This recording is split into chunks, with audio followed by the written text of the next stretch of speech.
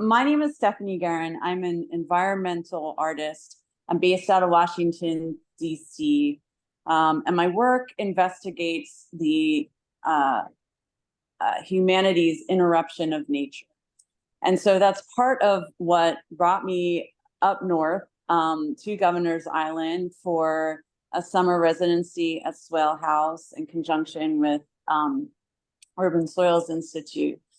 That said, a year ago, I was honored, really privileged to present some of my work and its ongoing work with my mining project, a project that has been going on for about a year and a half, based off of my working with extract and mine cores from a mine that opened up in about 1850 up in Maine or on Passamaquoddy land. That conference last year was so inspiring to me. It was such an engaging conversation, and I gained so many resources that I was really compelled, really excited to just keep that conversation going. And so that's what brings me here tonight. Dana was my sidekick this summer, and we've continued the conversation. And really tonight is about posing a question for you, for those of you who have jumped on tonight. I come to this as an artist, as someone who understands things visually, who understands things by doing this, by using my hands and tactfully. So my question has to do with your using the diverse array of your skill sets to help me figure out a formula to help create or increase my practice to be just better in terms of environmental sustainability. And so you'll understand a little bit more when we get into this and talk a little bit more about our broad exploration, which then got kind of narrowed down into one really simple question to me. So that said, Dana, I'm handing it over to you. All right, great. Yeah, I was definitely your sidekick, Stephanie. And, you know, I'm not going to take too much time this evening. And I just really want to be a spokesperson for this space that has been created to bring us from all our various disciplines together in these explorative questions that we're having around soils. And, you know, I'm not a soil scientist. I'm really not even an artist, but I found my way to the Swale House. Maybe we can just go to the next slide, Stephanie. I don't have access to it, but, you know, I found my way to the Swale House on Governor's Island this summer because I am a potter. I have been for over 20 years, and it's always been a little bit of the side part of my life. My professional life has been mostly advancing green, affordable housing and addressing climate crisis all in one fell swoop over the last couple of decades, which has me thinking all the time about the materials that we use to address our housing crisis, both on the health of the people living in housing, all of us included in that, and the impact that these products have on the planet. And during COVID, my pottery studio closed. I live on the Upper West Side, and so I was able to get a space outside of the city in Garrison, New York, and set up my own studio for the very first time. And it really dawned on me, what am I doing buying clay from some mysterious place that arrives on my doorstep in a plastic bag? And for the first time, I began thinking about materials in the way I had been thinking about materials in my more professional life, so to speak, and asking myself the question, well, wait, where does clay come from, and why am I not using it directly from the earth as I had been when I was a Peace Corps volunteer in Belize. And so through a sort of discovery process and the magic of Google, I found out about the Swale House residency opportunity after watching some videos from the USI conference that I found online. And so, long story short, I began exploring what wild clay was at the Swale House this past summer, and was sitting alone in the house for a couple of days, just reading about soil science, when all of a sudden Stephanie showed up and got to work right away, as she'll tell us later, beginning to explore what the clay properties might be on Governor's Island. But if we go to the next slide, I'll just, I think what I'm about to say for the next minute or two, for me at least, connects back to what Seth was saying when we don't think holistically about the problems that we're trying to solve. And in the housing world, as we are thinking about how to address the extreme housing crisis on our hands to make sure that everybody has access to housing that they can afford, and that we can fulfill that human right that we have to housing. If we're not thinking about how to solve that problem holistically, we're creating more problems. And so I've been really focused on solving the housing and climate crises in one fell swoop. And one of the problems that we're trying to solve there is about materials and how to rethink our use of materials so that they're healthier. It's the hardest part of most of the green building standards, whether you're following the one I created, which is the Green Communities criteria, or the Living Building Challenge. The materials piece still seems to be the hardest one, and yet we know that the materials is a major factor in the climate crisis in terms of the emissions from producing those materials. And this is where I think it connects to, Seth, what you were saying. What we're seeing happen is where there are the proliferation of our fossil fuel industry, the petrochemical facilities right next door, literally right next door, owned by mostly the same companies, using the feedstock from the fossil fuel processes back into the petrochemical industry and into the products that we're using in our housing. And oftentimes, to try to keep costs low, what we're seeing are these cheaper, very dirty and unhealthy products getting purchased and put into what we typically refer to as affordable housing. And that whole cycle needs to stop, and that's what I've been paying attention to.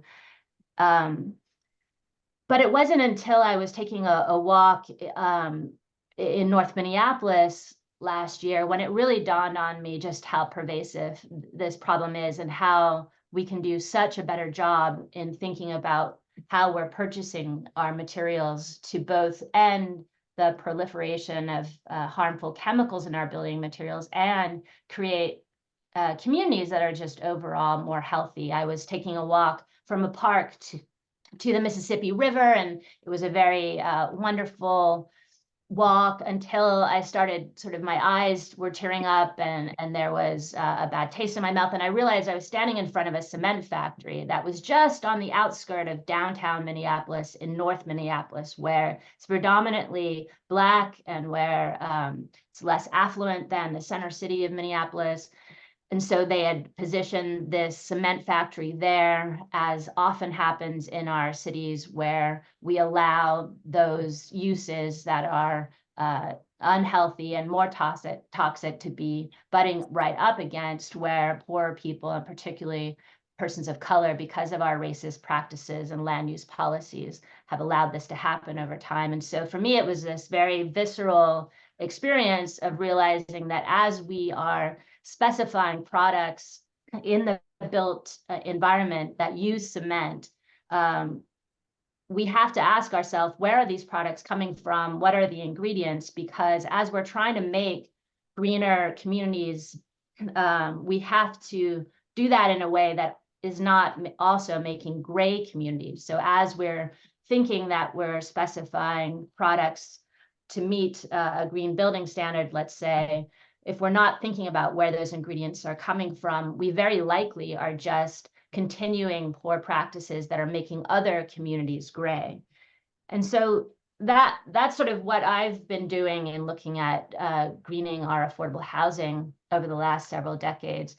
But as I said, in my practice as a potter, it has me now thinking, well, what in the world am I doing? How do I bring these ways of thinking into my pottery practice and begin stopping my purchasing of clay from places I don't know, and to, use the wild clay that's right here in my backyard in Garrison, New York. And so that brought me to the Swale House, and I'll hand it back over to you, Stephanie, to sort of give a glimpse of what we were doing there. Yeah, so in terms of Dana's practice and my own, where we obviously intersected was the land, and we looked down and we walked around, and we started a collaboration with the Billion Oyster Project, which is also housed at on Governor's Island, with the mission to try and restore 1 billion oysters within the East River, that community, within the next 10 years, which is pretty ambitious. But what they do is they work obviously with communities. It's a grassroots effort, and they work with over 70 restaurants to try and recycle oyster shells, and then put them, reintroduce them into the East River habitat.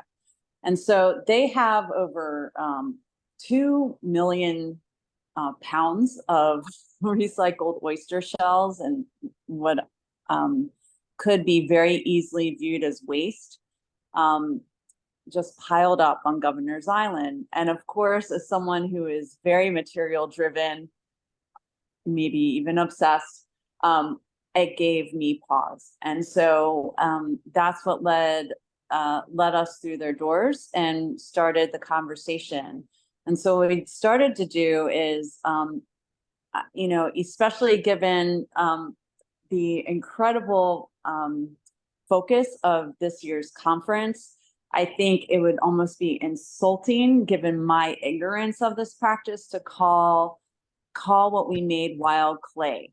Instead, what I'd like to rename it is wild concrete.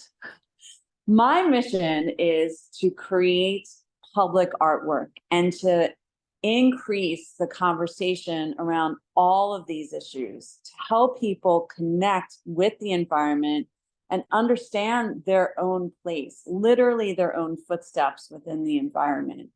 And so to do that, especially as a sculptor and somebody who often works with steel and steel armature, I need a solid base. And so Daniel and I started this experimenting on a very, very small level.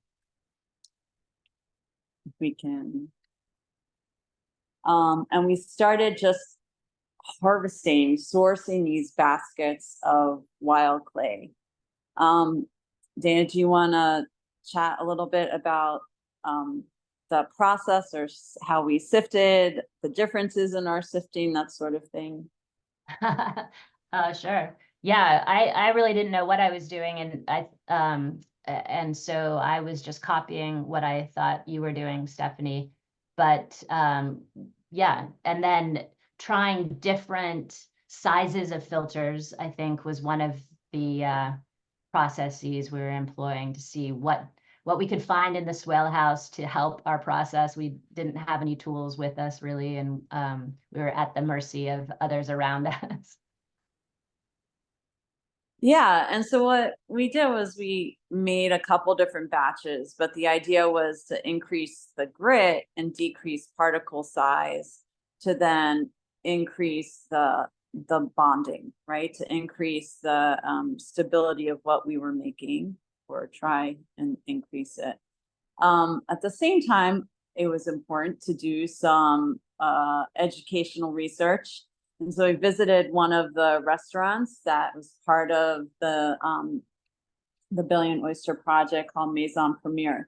So if I can put a little ad in here. If you are in New York, it's a phenomenal restaurant, and their specialty is cocktails and oysters. And I got to speak with the owner there, one of the owners, who has been working with this project for years and years. And so when we talk about community art or reaching community, you know, for me, it was a reminder of how something doesn't have to be necessarily placed in front of you to understand those connections. That you know, here we were literally handling the shells, getting really money during the day, and then watching everyone around us enjoy oysters, and then knowing that they would be taking, or the bags of the oyster shells would be taken back to Governor's Island in the morning. So that said, you know, we started small, and I cast some pieces that were made of, again, what I would call this wild concrete. You know, it's when you look up the formulas for something like cement, it's stone, it's different, you know, it's the flour that's used to bake the bread. And so that is where I want to kind of present my question to all of you tonight. You're welcome to check out some of my artwork and see, if you're curious, what I did with some of the pieces that I made there. I have a website, which you can see on the page, and I have an active Instagram account, which shows my experimenting. But what I'm looking to do is have you help. Seth, I hope you're still on this, because we need you. You know, I'm looking for a formula. I submitted a proposal this week for a large-scale public piece. And from my mentors, from anyone I followed, from my professors, from colleagues that I've worked with, there still is this big question mark. How can I ground a large-scale public sculpture in what I would deem, or what seems to be, a more environmentally safe way? And so I thought this visual was really important. This is a standard. Sure, I've used earth anchors, okay, and just, you know, basically these long pins or long steel drill bits, if you will, you know, dug into the earth. But this is a standard, what you see in front of you, just literally pouring cement into the land. And as a product that, you know, releases carbon dioxide, I need a replacement. I need some kind of way of stabilizing these large sculptures. And so that led us to be here tonight, to brainstorm and open up for tapping into your expertise, tapping into your resources, and really your education to help kind of literally continue this conversation and push this field forward. So thank you for entertaining our experience and opening it up.